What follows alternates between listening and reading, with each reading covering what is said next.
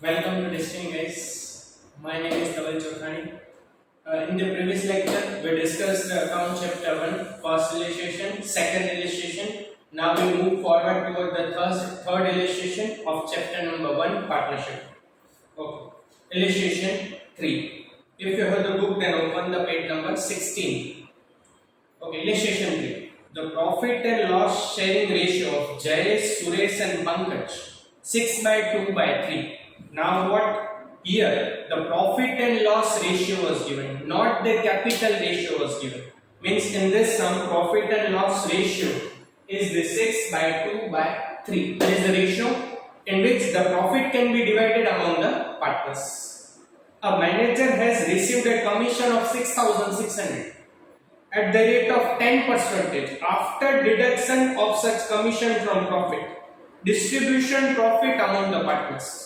હવે આપણે આની અંદર શું કરવાનું છે, જે પ્રોફિટ છે એ બધાનામાં ડિસ્ટ્રીબ્યુટ કરવાનું છે.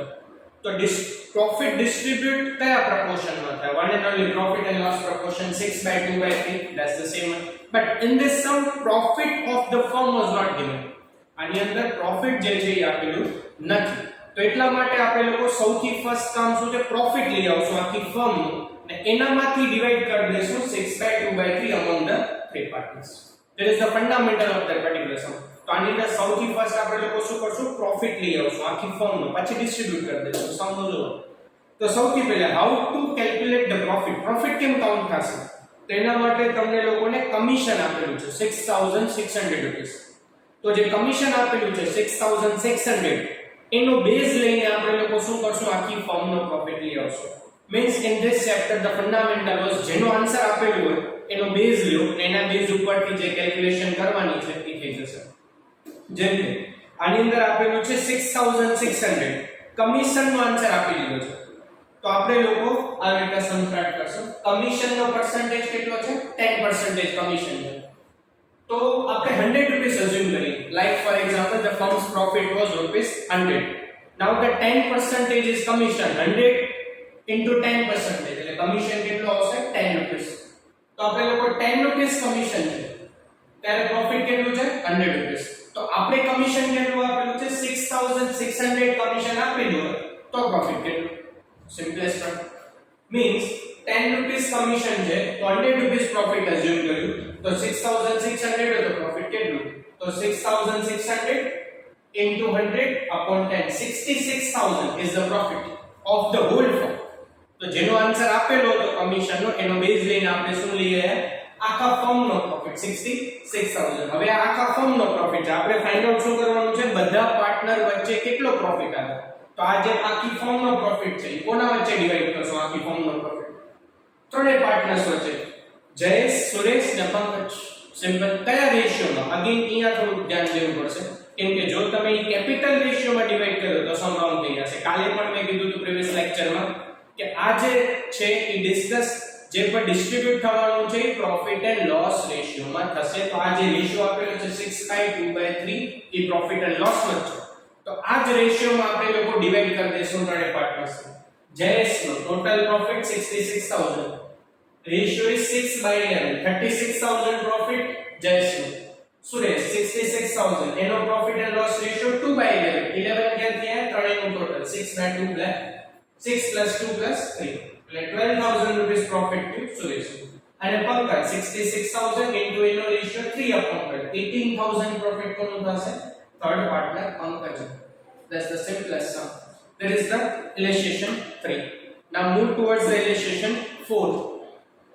Now in that particular illustration 4, three partners, illustration 4 IMP sum, Sila, Surbhi, Seema are the three partners. Profit and loss ratio is given 5 by 7 by 9.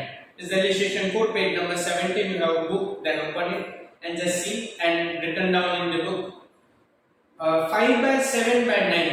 There is the ratio, profit and loss ratio. Okay. Manager Sanket is entitled to receive 10% commission. Manager Sanket ને આપણે લોકોને 10% commission receive કરે છે. Surbhi received the profit 7000 rupees. તો આપણે જે મેં આગળ પણ કીધું આગળના સમમાં જેનો આન્સર આપેલો હોય એનો બેઝ લેવાશે. That is the simplest fundamental of the whole chapter 1.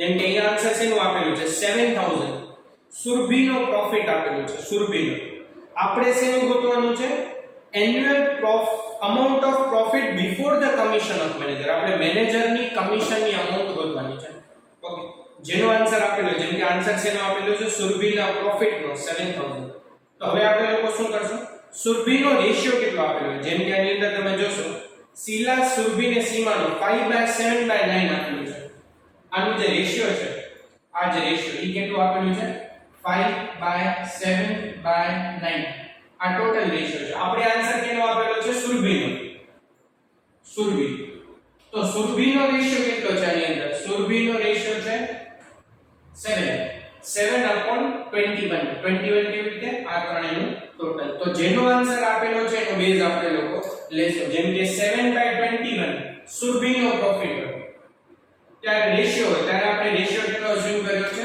1 કેમ કે ટોટલ રેશિયો હંમેશા કેટલું થશે 1 થશે એટલે આપણે 1 અઝમ્પશન લગાવ્યું છે કે 7/21 સુરભીનો પ્રોફિટ છે ત્યારે પ્રોફિટ 1 છે તો આપણે 7000 પ્રોફિટ આપેલું છે સુરભીનો તો પ્રોફિટ કેટલું થશે means in this condition we have to apply 7/21 whereas the profit is 1 then the 7000 profit of Surbhi how much to be the profit so 7000 into 1 અહીંયા થોડું ધ્યાન રાખવું પડશે અહીંયા ખાસ સમજો 7000 into 1 હવે 7/21 ડિવાઇડ માં છે જો આપણે ઇન્ટુ કરવા હોય તો ઇન્વર્સ થઈ જાય 21/7 7/21 21 શું થઈ જશે 7 તો તમને આન્સર મળી જશે 21000 is the profit તો આવી રીતે કેલ્ક્યુલેશન મેઇન કરવાની છે 21000 શું મળશે પ્રોફિટ મળશે હવે તો સિમ્પલ છે 10% કમિશન આપવાનું છે મેનેજરને કેટલું પ્રોફિટ છે 21000 મેનેજર્સ કમિશન 21000 ના 10% 2100 રૂપીસ કમિશન મળી જશે મેનેજર્સને તો ઈ તો સિમ્પલ છે પણ પ્રોફિટ મળી જાય સમ of the easiest 21000 into 10/100 2100 is the commission but what we find out we find out profit before commission of manager profit before commission of manager તો એનામાં શું ઇન્ક્લુડેડ છે જે ટોટલ પ્રોફિટ છે 21000 એક બીજું મેનેજરનું કમિશન એના બિફોર એટલે આપણને એની અંદર શું કરવું પડશે પ્લસ એટલે 21000 the profit 2100 is the commission total 21000 plus 2100 23100 is the amount profit before commission of manager that is the simplest sum એકવાર બુકમાં કાઉન્ટ કરજો ઈઝી છે પૂછાતો હોય છે બોર્ડની અંદર સેક્શન સી ની અંદર તો ખાસ એક વખત આ બુકની અંદર રિટન ડાઉન કરજો અને કોઈ પણ ડાઉટ્સ હોય કમેન્ટ સેક્શનમાં ખાસ અમને ઇન્ફોર્મ કરજો થેન્ક યુ